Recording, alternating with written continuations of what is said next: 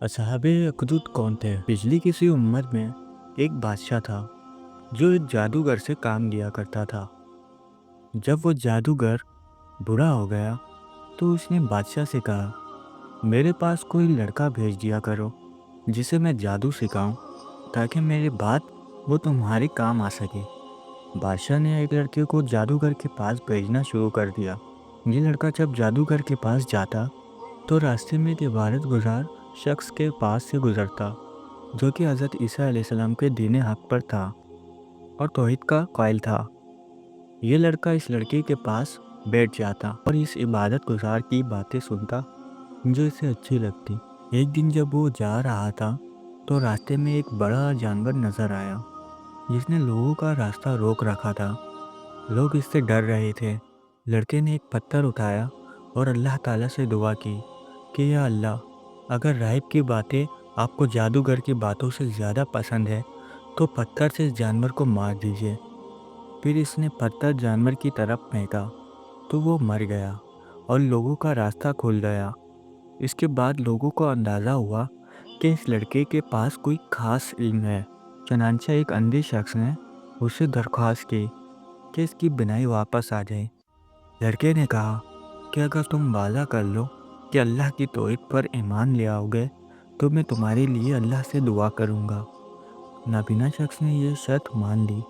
لڑکے نے دعا کی تو اللہ تعالیٰ نے اندھے شخص کی بینائی لوٹا دی اور وہ توحید پر ایمان لے آیا۔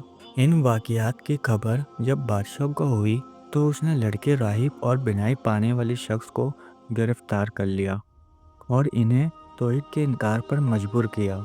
جب وہ نہ مانے تو اس نے راہب اور بینائی پانے والے شخص کو آرے سے چھڑوا دیا۔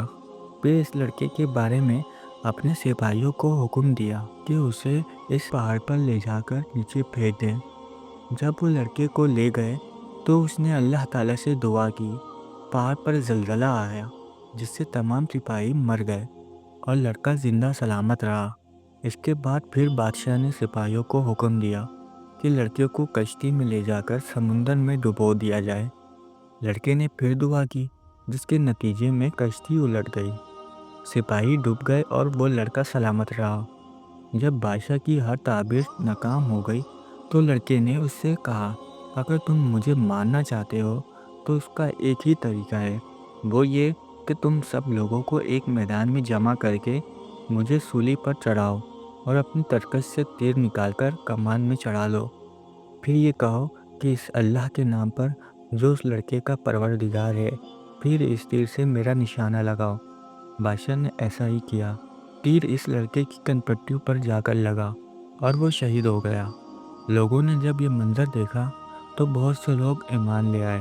اس پر بادشاہ نے ان کو سزا دینے کے لیے سڑکوں کی کناروں پر خندقیں کھدوا کر ان میں آگ بھڑکائی اور حکم دیا تو کوئی توحید کے دین کو نہ چھوڑے اسے ان خندقوں میں ڈال دیا جائے۔ چنانچہ ایمان والوں کی ایک بڑی تعداد کو زندہ جلا دیا گیا۔ ان سب کو اللہ تعالیٰ نے ایسی ہمت عطا فرمائی کہ کوئی بھی ایمان چھوڑنے پر راضی نہ ہوا اور ان میں سے ہر ایک نے آگ میں جل کر شہید ہونا قبول کر لیا۔ پھر اللہ تعالیٰ کا کرنا ایسا ہوا کہ خندقوں کے کناروں پر بیٹھے ہوئے کافر بھی آگ کی لپٹ میں آ کر خاکستر ہو گئے۔ اللہ تعالیٰ قیامت کے دن بھی ان ظالموں کو جہنم کی آگ کا سخت عذاب دے گا۔